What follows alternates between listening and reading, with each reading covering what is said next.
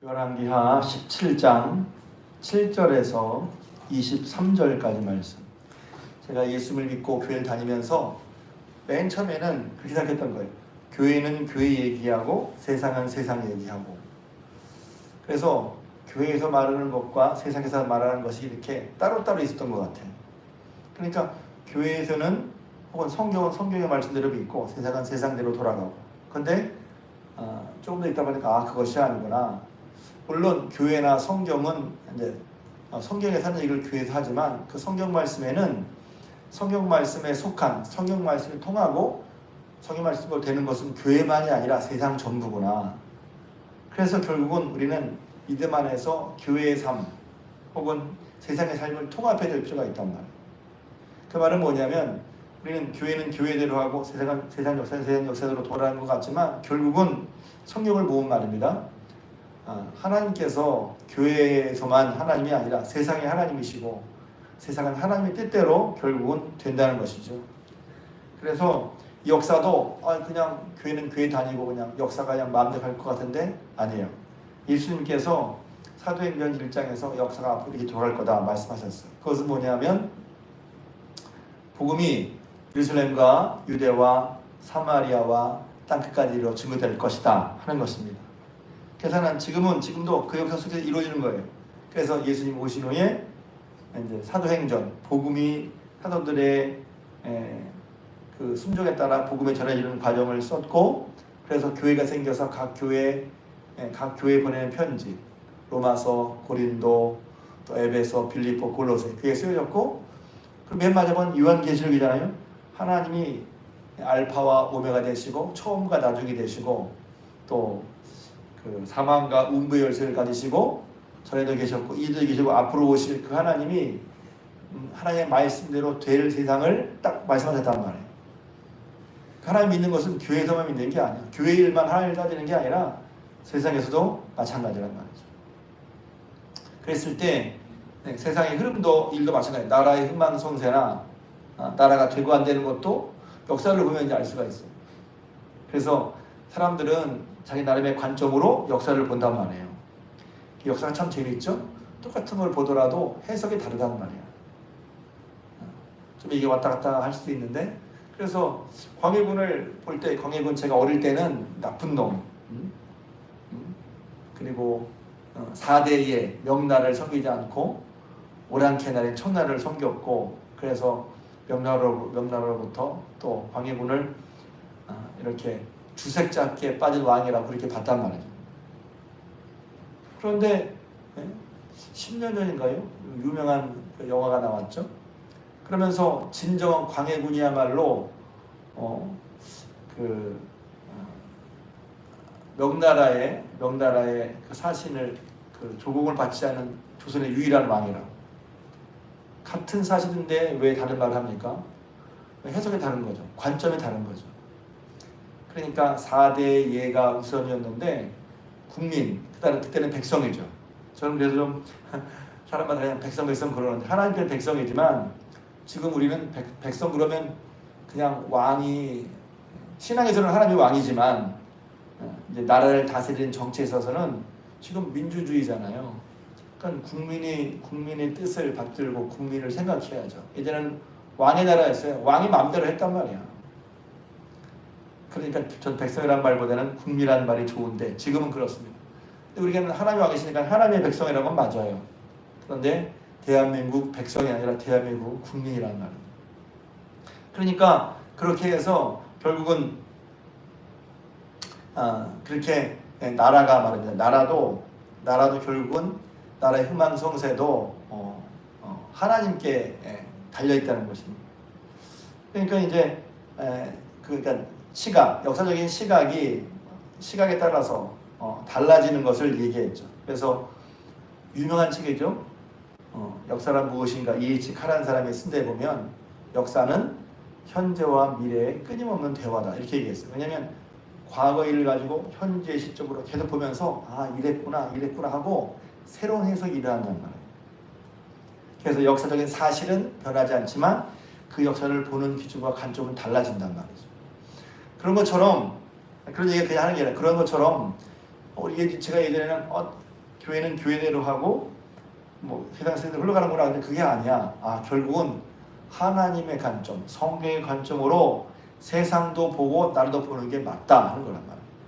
그렇지 않으면 교회에서 하는 말대로 하고 세상의 말대로 해. 그럼 하나님이 세상을 다스리신다거나 이끌어가는 게 말이 안 되잖아요. 근데 그런 기준, 그런 관점을 보면, 그래서 지금도 하나님께서 교회를 비롯한 세상 모든 것을 주관하시고 그때 또 이끌어 가신다 했을 때, 그럼 나라의 흥망성쇠는 어떻게 이루어지는가? 제일 먼저 구약 성경을 보면, 이제 조금 성경을 깊이 보면 또 어성경 하신 분들은 알잖아요. 맨 처음에 제국이 아시리아였어요.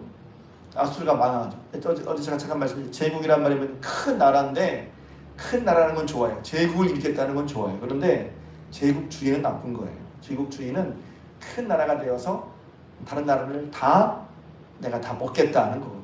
다른 나라는 괴롭죠. 성경에 제국들이 제국주의를 핍박했을 때 다 망합니다. 아수르 끊임없이 계속될 것 같은 아수르가 망하고, 아수르 다음에 아시는 것처럼 바벨론이 나옵니다. 바벨론이 제국이었어요. 망하죠. 그 다음에 페르시아가 세워집니다. 페르시아도 망하죠. 망한 다음에 그리스, 로마가 세워집니다. 망하죠. 성경에 다니엘서에 그래서 꿈을 죄송합니다.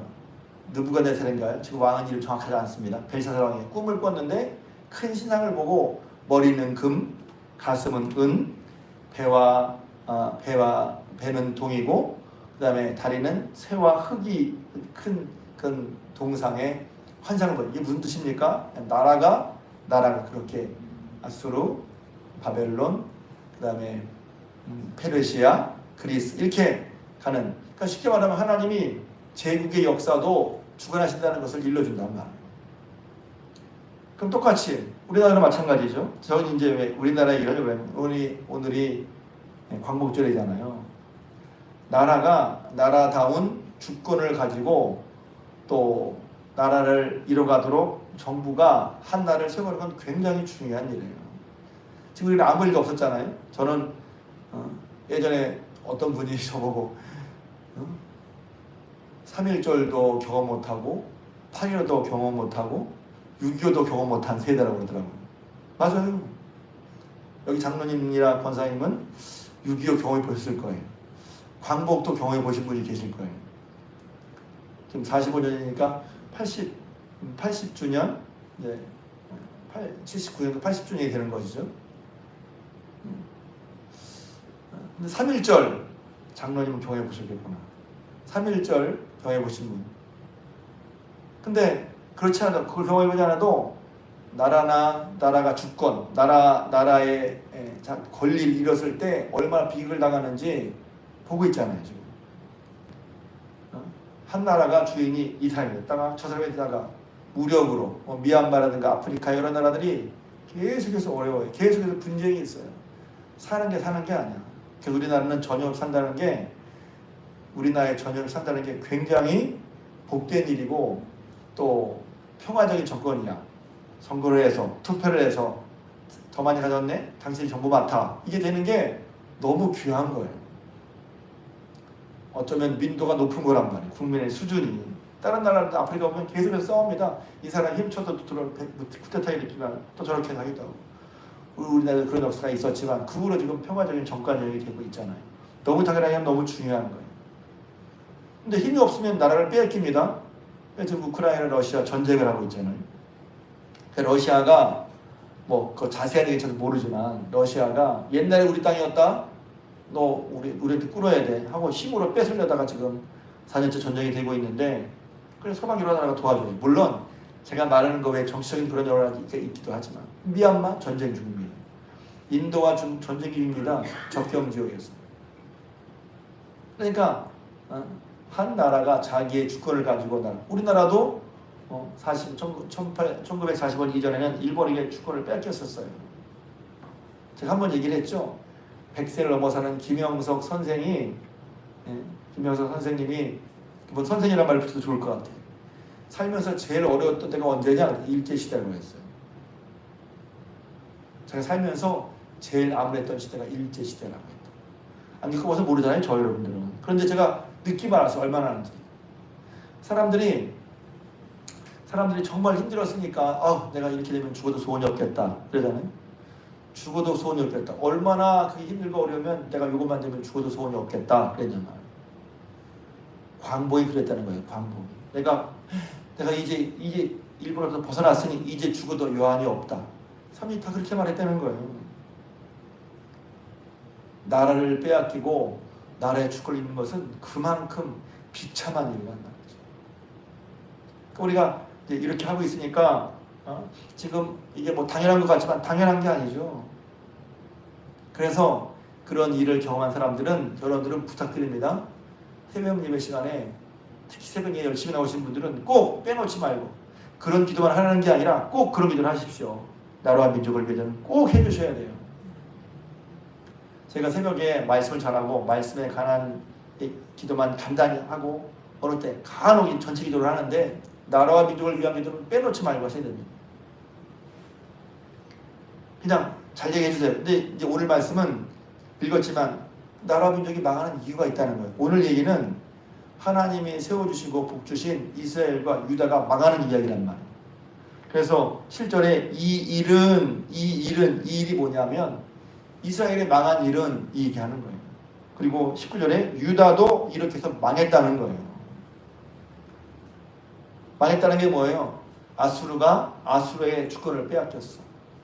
이스라엘은 바벨론에게 망했어. 주권을 빼앗기고 포로로 잡혀가서 했단 말이에요. 그런 일이 왜 벌어졌냐는 거예요. 이걸 그냥 종교적으로 볼 수 있어요. 종교적으로. 근데 제가 그랬죠? 이걸 교회에서만 종교적으로 볼 게 아니라 세상의 잣대를 8.15에 대한 해방 전후사 인식이라는 유명한 책이 있잖아요. 거기 보면 해방 전에 어떤 일이 벌어졌는지 또 각각 나름의 시각으로 역사를 보는 관점으로 우리나라가 왜 1910년 왜 합방이 됐는지, 합방이란 말이 안 맞는 말이에요. 왜 일제히 침탈을 당했는지 여러 가지 이유가 있잖아요. 그것도 뭐 서로 역사에 따라서 뭐가 문제다 누가 문제다 그러지만 성경을 보면 답이 보여요. 답이 보여요. 오늘 말씀 보면 이거 이제 제가 정리했거든요. 간단하게. 첫 번째는 나라가 망한 이유는 우상숭배 때문이었습니다. 우상숭배가요. 눈에 보이는 형상을 따라서 금, 은, 동, 철로 만들어서 그것이 나를 구원해 줄 신이냐. 원래 우상이라는 것은 힘이 없는데 신이 아닌데 자기 스스로 신으로 여겨서 그게 나를 구해 줄 걸 생각해서 그것을 의지하고 그것을 섬기는 행위를 말하는 거예요. 근데 이제 그래서 금, 은, 동철로 만들어서 이제 그걸 거기다 비는 게 우상숭배인데 그런 우상숭배하는 걸 숭배한다를 하나님께서 벌하신다는 거예요. 왜? 참된 신은 하나님 한 분밖에 없는데 하나님 한 분을 섬기지 않고 단 우상을 섬기는 거예요. 여기서 제가 좀 더 말씀드리고 싶은 것은 그럼 나는 우상이 절하지 않아요. 그런데 우상은 내 속에 내가 하나님보다 더 두려워하고 하나님보다 더 마음을 두고 하나님보다 더 의지하는 게 우상이란 말이에요. 눈에 보이는 것만이 아니라 눈에 안 보이는 것임에도 불구하고 내가 하나님보다 더 두려워하고 하나님보다 더 사랑하고 하나님보다 더 마음을 두고 하나님보다 더 의지하는 것, 그게 우상이란 말이에요. 그래서 우상은 때로 사람이 되기도 하고 명예가 되기도 하고 돈이 되기도 하고 자기 생명이 되기도 하고, 그게 우상이에요. 우상 숭배하는 나라는 망한다는 거예요. 두 번째, 우상 숭배를 하잖아요. 그럼 어떤 일이 벌어지냐면 그 다음부터 하나님의 말씀을 듣지 않기 시작합니다. 왜? 하나님보다 이게 더 크게 보이고 두려워 보이니까 하나님 말씀보다 여기에 더 신경을 쓴다면, 그러니까 하나님 말씀을 듣지 않기 시작합니다. 그래서 무서운 거예요. 하나님 말씀을 안 듣는다는 게 얼마나 무서운 일인지 몰라요. 하나님 말씀을 무시한다는 하나님을 경외하지 않는 거죠. 하나님 말씀을 듣지 않기 시작하죠. 하나님 말씀을 듣지 않는 나라나 사람은 망하게 돼 있어요. 망합니다. 망한다 얘기죠. 그런데 반대로 하면 하나님을 경외하는 나라, 하나님을 경외하는 민족, 하나님을 경외하는 가정, 복되게 삽니다. 하나님을 경외해서 그의 말씀을 따라 살려고 애쓰는 사람, 애쓰는 가정, 애쓰는 나라 흥합니다. 복을 받습니다. 여기서만이 아니라 하나님 앞에서 복을 받습니다. 세 번째는 그러다 보니까 여기 있는 거예요. 그래서 하나님께서 그들을 우상 숭배에 벗어나라고 하나님 그냥 벌하시지 않거든요. 하나님 한 번에 벌하시는 게 아니에요. 그래서 여기 보면 그들에게 선지자를 보내고 선견자를 보내서 돌이키라, 악한 길에서 떠나라. 계속해서 하나님께서 그들에게 권면하십니다. 이 은혜인 거예요, 사실은. 이때 착각하면 안 돼. 아, 이렇게 괜찮구나. 착각하면 안 돼. 하나님 말씀을 떠났음에도 불구하고 괜찮구나. 착각하면 안 됩니다. 하나님이 돌아오라고 계속해서 선민자들을 보냅니다. 그런데 그때 중요한 것은 그들이 그 말씀을 듣지 않고 회개하지 않습니다. 그래서 어떤 민족이 망하느냐? 회개하지 않는 민족이 망합니다. 실수할 수 있어요. 잘못된 길을 갈 수 있어요. 그런데 회개하지 않는 것, 돌이켜 하나님의 말씀을 듣고 회개하지 않는 민족은 망합니다. 망해요. 마지막으로 그런 하나님을 떠나서 우상 숭배하고 또 하나님과 멀어서 하나님 말씀을 따르지 않고 불순종하고 그다음에 그것을 지적하고 돌아와야 된다 하나님 말씀을 무시하고 회개치 않는 사람의 특징은 뭐냐면 이게 만연한 모습이에요. 불의합니다. 불의해요. 의롭지가 않아요. 공정하지가 않아요. 정직하지가 않아요. 그래서 여기 보면 앞부분에 9절 이스라엘 자손이 점차로 불의를 행하여 이 말이 아주 너무 기가 막혀요. 점차로 한 번부터 탁 하고 불의를 삼는 사람은 없습니다. 처음부터 나쁜 사람은 없어요. 한 번, 두 번, 세 번 점차로 불의를 행하게 되는 거예요. 점차로. 왜? 하나님을 떠나서 하나님을 우상. 그래서 저는 조심스러운 게 뭐냐면 처음 조금 괜찮을 때 요때 잘해야 되는 거예요. 신앙에 예민한 사람들은 이거 뭐 이렇게 하면 이렇게 괜찮겠지. 아니에요. 그 처음 점차하는 게 시작이야. 시작을 하지 말아야지. 어떻게 보면 이게 어떤 부분은 좀 그럴 수 있지. 그래요. 그럴 수 있다고 쳐요. 근데 그렇게 하다가 나중에 큰 거 다쳤어. 그러면 처음부터 하지 말아야지. 점차로 불을 행하여 하나님을 떠나 우상 숭배하고 하나님을 경외하지 않고 앞에서 불순종하게 되고 그래서 하나님께서 말씀에도 듣지 않고 결국은 회개하지 않는 백성은 결국 그 삶의 결과가 불의한 삶이 돼요. 불의한 삶. 그래서 나를 위해 기도할 때 공평한 사람, 공의와 정의. 그래서 억울한 사람이 없는 날, 성경에 나오거든요. 억울한 자의 핏소리가 하나님께 호소한단 말이에요. 불의 때문에 억울한 사람의 핏소리가 하나님께 호소한다. 하나님은 피해 호소를 결코 외면하지 않으십니다. 그러니까 나라가 망해 억울한 사람들이 불의에 의해서 억울함을 당한 사람이 많은 나라는 망합니다. 근데 우리는 그냥 저렇게 해야 돼 하고 불의를 얘기하지만 그 불의하게 된 배경을 보면 하나님을 경외하는 하나님을 떠나서 하나님만이 정말 경외하고 존경할 것을 해야 되는데 그걸 하지 않고 자기식으로 할 수 있다고 보는 거예요. 자기식으로. 그래서 20세기에 공산주의는 말입니다. 이 공산주의가 좋은 것도 있죠. 근데 공산주의는 어떤 사상이 흘러냐면 우리 힘으로 이제 계몽주의, 이성으로 사람들을 깨워서 가르치면 사람들이 착해질 수 있고 그래서 그러면 사람을 새롭게 개조할 수 있어 라고 해서 나온 사상 중에 하나가 공산주의입니다. 잘 될 줄 알았어요. 왜? 이성을 가진 사람이니까. 그리고 그 이성을 가르치면 사람들이 잘 교화될 줄 알았어. 선해질 줄 알았어.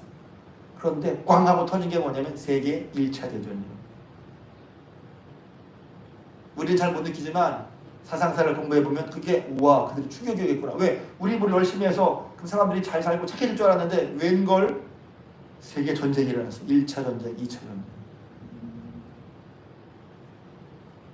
하나님을 떠나서 하나님 없이 자기의 힘으로 사람들을 옳게 보겠다고 했던 그런 사상적 흐름이 결국은 큰 낭패를 본 거란 말이에요. 공산주의 사상을 그렇게도 볼 수 있다는 것입니다. 그러니까 하나님 없이 결국은 저는 어떤 체제나 정치체를 말하려고 하는 게 아니에요. 체제로만 보면 서로 장단점이 있어요. 자본주의 장단점도 있고 공산주의, 사회주의 장단점이 다 있습니다. 체제로 보면 뭐 사회주의가 오라, 뭐 자유주의, 뭐 자본주의가 오라, 장단점이 다 있습니다. 그런데 그것이 체제를 말하려고 하는 것이 아니라 사회적인 정치 체제, 경제 체제를 말하려고 하는 것이 아니라 하나님의 말씀 기준을 볼 때 그렇다는 거예요. 그럼 우리는 어떻게 해야 될까요? 먼저 그들은 하나님 모르는 사람이 있으니까 그들은 몰라. 근데 하나님 우리는 알아. 하나님을 알고 믿는 우리는 먼저 어떤 기도를 해야 될까요? 하나님 아는 저희들이 우리가 먼저 우상숭배하지 말아야지. 하나님을 믿는 우리가 하나님 말씀에 불순종하지 말아야지. 하나님을 경외하고 하나님 말씀에 회개하고 삶을 살면서 불의가 되지 않도록, 불의한 일이 나오지 않도록 애써야 한단 말이에요. 그러면 이제 정부는 뭐예요? 그런 걸 토대로 해서 뭐 국력도 키우고 경제력도 키우고 뭐 안보 능력도 이렇게 하고 그건 정부가 할 일이죠. 우리가 기도해야 될 거예요. 그래서 세워진 정부나 대통령이 마음에 안 들 수 있잖아요. 언제 뭐 마음에 들었나? 대통령을 폄하하자는 게 아니에요. 왜? 그래도 잘나라 못나라 대통령 표를 받아 대통령이 됐잖아요. 지난번 정권도 그랬고. 그러니까 그 나라가 바로 세워지도록 우리는 이렇게 기도해야 되는 것입니다. 또 한 가지 제가 새벽에 나오신 여러분들은 나오신 분들은 또 한 가지 제가 말씀한 대로요. 교회를 위해서 꼭 기도해 주셔야 돼요. 교회가 문제가 없는데 교회를 기도가 뭐가 있을까요? 교회는 하나님 앞에 늘 바른 모습으로 서 있어야 되는 거예요. 그럼 생각해요. 여러분 교회가 바른 모습이 뭐라고 생각하십니까? 근데 왜 또 교회 얘기하면 길어지겠네요. 왜냐면 나라가 바로 되도록 하나님의 말 바로 되도록 기도할 수 있는 데가 교회 공동체잖아요. 근데 교회가 정신을 차리고 딴 거 하고 있어. 딴 거. 교회가 있는 게 아니라 바른 교회가 돼야 되거든요. 교회가 어떻게 해야 하지? 그래서 교회가 있는 게 아니라 바른 교회가 되도록 늘 깨워서 기도해 줘야 된다는 말입니다. 누가? 성도들이. 그래서 교회에 대한 그 교회가 뭐냐? 교회가 어떠해야 되지? 하는 게 머릿속에 있어야 돼요. 교회는 주는 그리스도이시요 살아계신 하나님의 아들이라는 신앙 고백 위에 내 교회를 세운다고 했어요. 주님의 소유이고 주님의 소유라는 것은 내 뜻대로 하는 게 아니라 주의 말씀대로 교회가 이끌어져야 되는 거예요. 교회가 좋은 게 어떤 교회이지? 주님의 주권을 인정하고 주님의 뜻대로 행하는 거예요. 그럼 주님은 뭘 하려고 하셨지? 하나님의 뜻에 따라 예수 믿다고 해서 영혼을 구원하고 있습니다. 매인 자, 눌린 자, 가난한 억눌린 자에게 자유를 주시려고 했단 말이에요. 복되게 살게 하시려고. 교회는 그 일을 하는 거예요. 그 일을 하기 위해서 함께 모여서 예배하고 또 기도하고 또 계속 교회를 진리의 기둥과 타라고 했잖아요. 진리를 선포하고 진리가 아닌 것을 알려주고 그리고 하나님 뜻에 따라 복음을 전해서 하나님의 뜻 가운데 아까 말한 것처럼 죄에서 우상 숭배에서 불순종에서 회개치 않은 것에서 벗어나서 불의한 삶을 버릴 때 이 일을 감당하게 하는 게, 이 일을 돕는 게 바로 교회란 말이죠. 교회가 그냥 그런 거 상관없이 예배만 드린다? 예배드리기 나쁘다는 게 아니라 그걸 통해서 교회가 교회의 온전한 모습을 감당해야 그게 어떤 올바른 교회란 말이에요. 교회에 대해서 함부로 말하고 폄하하려는 게 아니라 그래서 교회가 하나님 앞에 늘 합당한 그냥 가만히 있는 게 아니라 교회는 움직이잖아요. 교회가 방향이 있단 말이에요. 하나님이 기뻐하신 교회가 될 때 그 교회로 말미암아 나라 민족도 바로 서게 되는 거란 말이죠. 평상시에 이제 이런 얘기들이 많았지만 오늘 광복절이니까 광복절 새벽에 다시 한번 저희 여러분들이 기도할 때 꼭 빼놓지 말고 나라와 민족을 위해서 교회를 위한 기도를 꼭 해주시기를 주님의 이름으로 부탁을 드립니다.